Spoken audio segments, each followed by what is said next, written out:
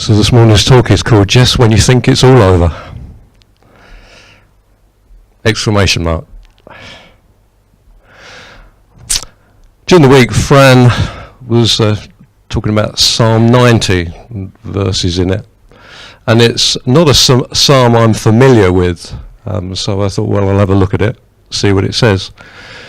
And so that's what we're going to look at this morning. It's Psalm 90. Psalm 90 is unique. It's the only psalm out of 150 that is attributed to Moses. So this is a psalm of Moses. And so it relates to his life. And that's something to bear in mind as we go through this psalm, that it is Moses who has penned it. So if we go to the first slide, Psalm 90, start at the beginning, and it is stated that this is a prayer of Moses, the man of God. They say it's by Moses. It's a prayer of his, so it's to be seen as that. And it's interesting that he is called the man of God. And we start off, Psalm 90, Lord, Moses writes, you have been our dwelling place throughout all generations. Before the mountains were born, or you brought forth the whole world from everlasting to everlasting, you are God. And so Moses starts off by saying that God has been his dwelling place. He uses a plural here. I don't know quite who the plural refers to. Could be the Israelites, could be his brother, his sister. We don't know. But he says right at the very beginning that God, Lord, you have been our dwelling place. You have been our home. You have been the person that we have made our home with. You are where we reside, in your presence, in you. And that's a fundamentally wonderful thing to start off saying, that God is our dwelling place. And says through all generations. And then talks about God. He is from everlasting to everlasting. The eternal nature of God. So right at the very beginning of this psalm, Moses is focusing on God being his dwelling place, and also the eternal nature of God from everlasting to everlasting. Then, as often happens in the Psalms, it all turns a bit dour. And so if we continue in the psalm, next slide please. You turn people back to dust, oh joy of joys, saying, return to dust, you mortals. 1,000 years in your sight are like a day that has just gone by, very reminiscent of what Peter says in the New Testament. Or like a watch in the night. A watch in the night would have been 3 hours in Jewish terms. Yet you sweep people away in the sleep of death. They are like the new grass of the morning. In the morning it springs up new, but by evening it is dry and withered. So it's taken a definite turn for the sort of, what we say, the negative.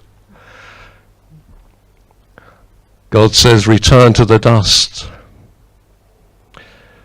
You sweep people away in the sleep of death, and they are like grass which is new in the morning, withers, and then dies.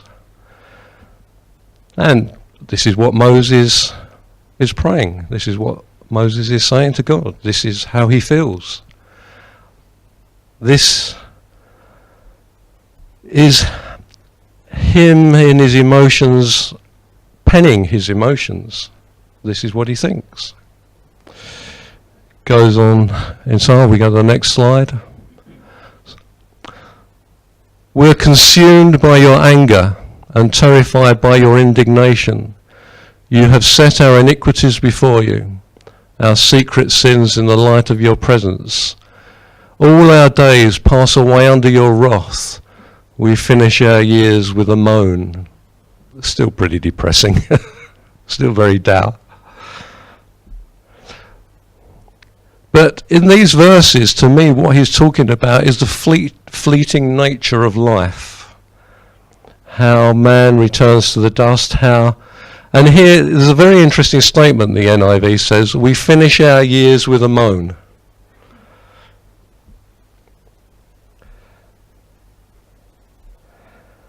Continue. And this is a verse that actually most people will probably recognise in one way or another. It comes from this Psalm 90.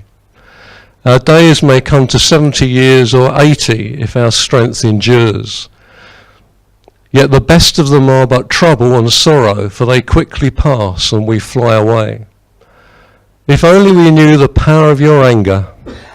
Your wrath is as great as the fear that is your due. Teach us to number our days that we may gain a heart of wisdom.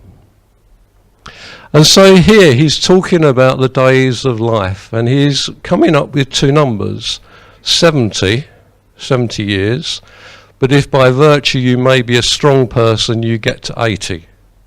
So it's worth bearing that in mind. But he says they pass quickly, they fly away, they're gone before we know it. And this is Moses penning how he feels.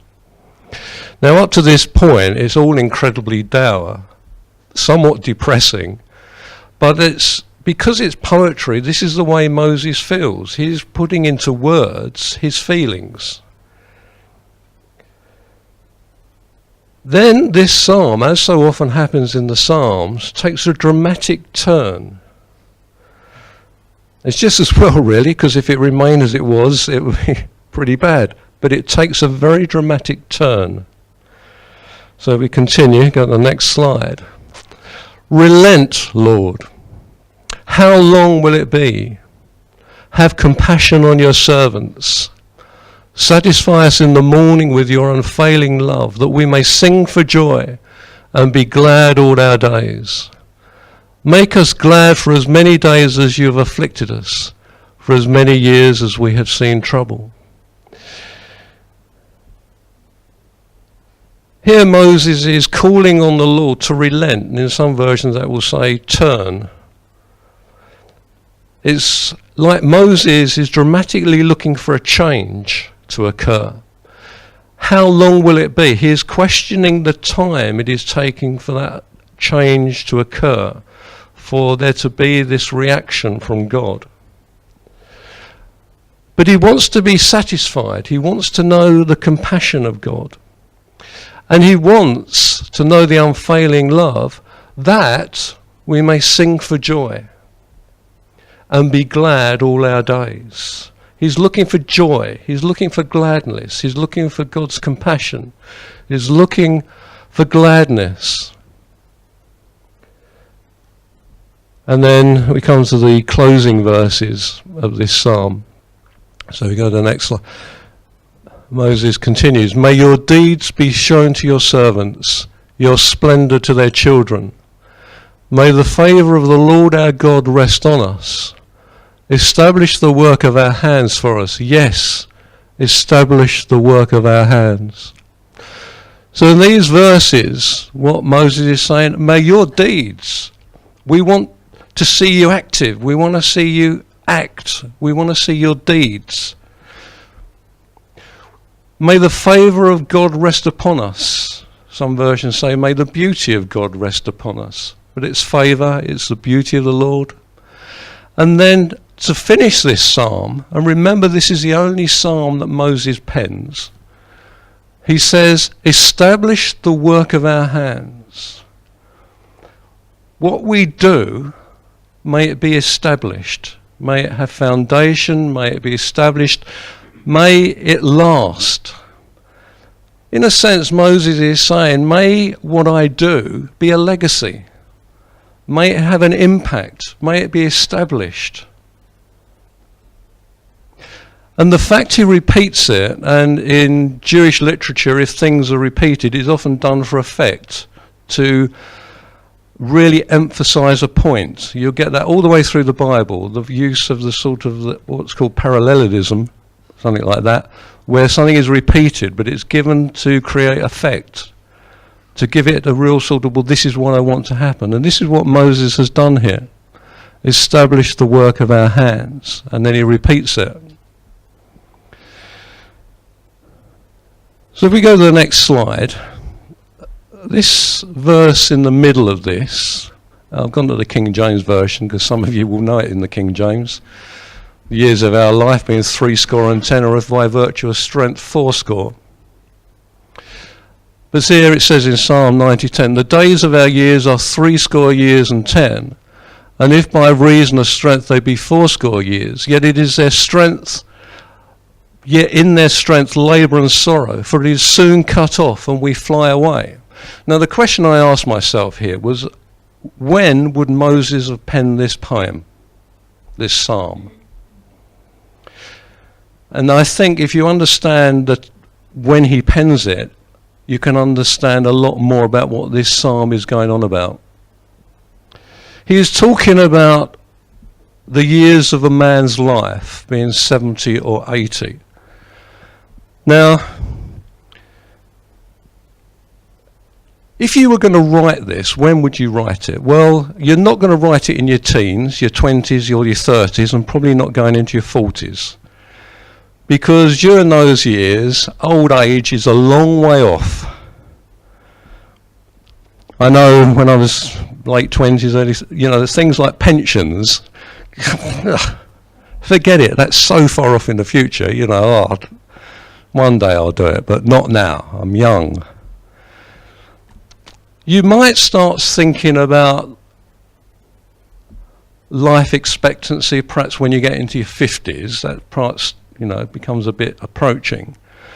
But if Moses is using 70 and 80 as the sort of the lifespan of an individual, it's likely that at that point in time, that was the lifespan of an individual. So he is seeing people around him, and as he's getting older, say he gets into his 60s, he's beginning to see people, his contemporaries, his peers, die off. So it's likely it's got to be beyond the 60s when he would pen this. And I think because he uses 70 and 80, he is probably penning this in his 70s. Now, there's a very interesting thing to know about Moses. How long did Moses live?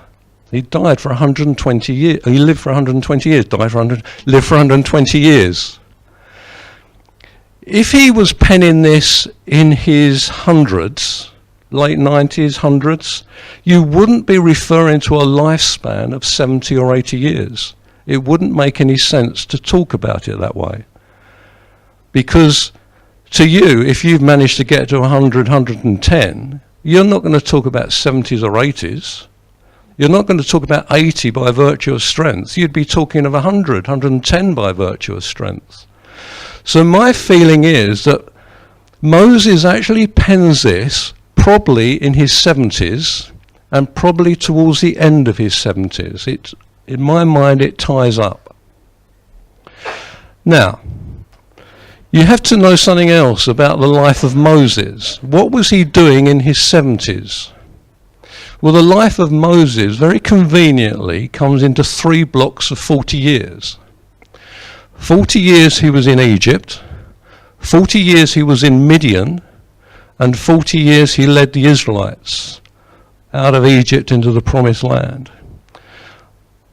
Now, if you know what happens, and we know what happens in the latter part of his life, think about it. If he is penning this in what he thinks are the latter years of his life, the 70s, getting on towards 80, and it all makes sense because there are other parts of this psalm that sort of talk about the fleeting nature of life. If we go to the next slide, we've got Psalm 90 verse 10, 70 years and 10, but I've also put some of the earlier verses in Psalm 90 up there as well that Moses has penned. Yet you sweep people away in the sleep of death. They are like the new grass of the morning. In the morning it springs up new, but by evening it is dry and withered. He's talking about mortality. He's talking about the inevitability of man's demise, of death. That's the whole flavour of the beginning of this psalm. So to me it fits very well that he is writing this in his 70s. Now, what did Moses really do in the first 80 years of his life? Not a lot. There's very little recorded about Moses as to what he did in the first 80 years of his life. And by what he did, I mean what he did, not what was done for him by his parents or his sister or whatever. What did he do? As far as I can find out, there are two significant events. One is the murder of an Egyptian, and one is his finding his future wife, Zipporah. And it also talks about his children. The only two events that are mentioned in the Bible relating to what he did. One's a murder, one's a marriage. Very little else. And you won't find much. And so, if what I think is correct, Moses pens this psalm in the latter years, he hasn't done much. He hasn't achieved anything. He's looking on life as being, well, it's fleeting. I haven't done anything. It's brief. Compared to God, who is the eternal one, my life is brief. It's fleeting. It flies away. And then, so we can understand the very first part of the psalm. It makes sense. But there is a change in this psalm. Let's look at the change. So we go to the next slide. Notice what Moses is here saying. Now remember, if he is in his 70s, he hasn't done much. He's perhaps getting near the end of his life, but he's penning this in the psalm. This is what he thinks, this is what he's praying, this is what he feels. Turn, Lord. Relent, repent. Moses is looking for a change, because when God turns, when God repents, when God relents, however you want to look at it, there is a change occurring. It's interesting that the word repent in the New Testament does mean to change the way you think, change direction. It's the word metanoia in the Greek, to change the way you think, change the way you're going. Somebody said it's like doing a 180-degree turn. You're going one way, and then no, I'm not going that way, I'm going another way. Then he asks the question, how long? When is this going to occur? You get the feeling that Moses is sort of a bit impatient. When are you going to turn, Lord? When's this change going to occur? Then he goes on to talk about have compassion on your servants. Perhaps the plural here is talking about, perhaps he's thinking of his fellow Israelites in slavery in Egypt. Maybe he's thinking of his brother Aaron or his sister Miriam, who both lived into their 120s. Whoever the plural relates to, it's a sense of we want to see God do something. We want to be satisfied by his love, by his mercy. We want to sing for joy and be glad all our days. And if we go to the next slide. Moses continues, may your deeds be shown to yourself. I want to see you act, God. I want to see your deeds. I want to see you accomplish things. I want to see glory. May my children see your glory. May the favour of the Lord rest upon us. And then, as I say, he finishes with, establish the work of our hands. May what we do have an effect. May it be significant. May it create ripples. May it endure. Well, what happened? It's not long after, I think, Moses sees the burning bush and God speaks to him. God says, I am the great I am. Says to Moses, you are going to now lead the people of Israel out of Egypt. And think of all the amazing things that occurred in Moses' life. He saw God work in ways in which we can only marvel at, be astounded at. He spoke to God face to face, it is recorded. He spent 2 periods of 40 days on the mount speaking with God. He saw the Red Sea parted. He saw the whole Egyptian army drowned. How much of Moses' life is really recorded? It's all the last 40 years of his life. And it is staggering what he accomplished, what he did, what he got involved in.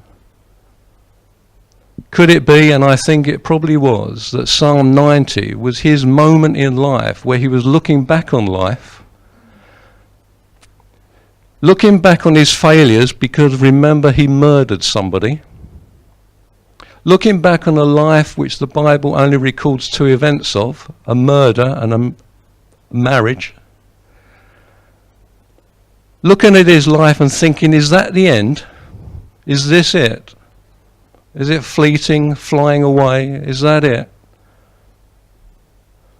And then he sort of almost comes to this conclusion, Lord, no, that's not it. Turn, change, act, show your glory, show your grace, establish the work of my hands. I want to be involved in your work. I want to work for you. You see, to me, it is a man who has come to a point in his life, the latter years of what he thinks is his life, pens this tremendous psalm, which starts off with sort of a recognition of the eternal nature of God, but also the fleeting nature of man, but gets to a point where he says, no, that's not going to be the end of my life, and pens the remaining verses of this psalm, which are completely different to the first set of verses. And when you think about what happened in his life, the fact that the last third of his life was infinitely more successful than the first 2/3 of his life, then I believe God answered his prayer. Because this psalm is a prayer, because that's how it's titled. A prayer of Moses, the man of God. He knew God and he had a relationship with God, but there's no way that you could ever classify him as the man of God until the last 40 years of his life. That's when he came into his own. That's when God really used him. And not just him. You know, his brother Aaron was mightily used, became the high priest. And Miriam was a prophetess. So with all 3 siblings, the latter third of their lives were the significant bit. It's when the most was achieved. You see, it's possible to get to a point in life where you think, well, that's it. It's all over. That wasn't Moses' view. And he achieved the most in his life in the last third. He prayed to God. He wanted it to change. And it did. And if we look at sort of the next slide, this comes from the very last chapter of Deuteronomy, and it's summarizing Moses' life. And Moses, the servant of the Lord, died there in Moab, as the Lord has said. He, and this is God buries him in Moab, in the valley opposite Beth Peor. But to this day, no one knows where his grave is. Moses was 120 years old when he died, yet his eyes were not weak, nor his strength gone. You know, what he penned in his 70s, you know, there was a dramatic effect in his life. Change, powerful, wonderful. And this is recorded as we continue the very last verses of Deuteronomy 34. And it says this: "Since then no prophet has risen in Israel like Moses, whom the Lord knew face to face, who did all those signs and wonders the Lord sent him to do in Egypt, to Pharaoh and to all his officials and to the whole land. For no one has ever shown the mighty power or performed the awesome deeds that Moses did in the sight of Israel." What an answer to that prayer. What an answer to that prayer. Absolutely astounding. Psalm 91, if we go to the next slide, just want to go right back to the beginning. Psalm 90 verse 1 says, "Lord, you have been our dwelling place through all our generations." And this psalm is attributed to Moses. The next psalm is Psalm 91. How does Psalm 91 start? Go to the next slide. "Whoever dwells in the shelter of the Most High." Psalm 90 verse 1 talks about dwelling. Psalm 91 verse 1 talks about dwelling. And because 91 isn't attributed to anyone, could Moses have written Psalm 91 as well? Who knows? Speculation. But it's also interesting if you then go on into the next slide, the back end of Psalm 91. "Because he loves me, says the Lord, I will rescue him, I will protect him, for he acknowledges my name. He will call on me and I will answer him. I will be with him in trouble, I will deliver him and honor him." And then this bit: "With long life I will satisfy him and show him my salvation." With long life, which Moses had, 120 years, but notice the next phrase, "I will satisfy him." God gives long life and satisfaction with that life. When God gives that life, you will be satisfied with it. You won't be frustrated by it, you won't be irritated by it, you will find satisfaction in it. And then continuing into Psalm 92, and a very, I love this passage, Psalm 92, next slide. Verses 12 to 15, "The righteous will flourish like a palm tree." Are we the righteous? We are. "They will grow like a cedar of Lebanon, planted in the house of the Lord. They will flourish in the courts of our God. They will still bear fruit in old age. They will stay fresh and green, proclaiming the Lord is upright. He is my rock, and there is no wickedness in him."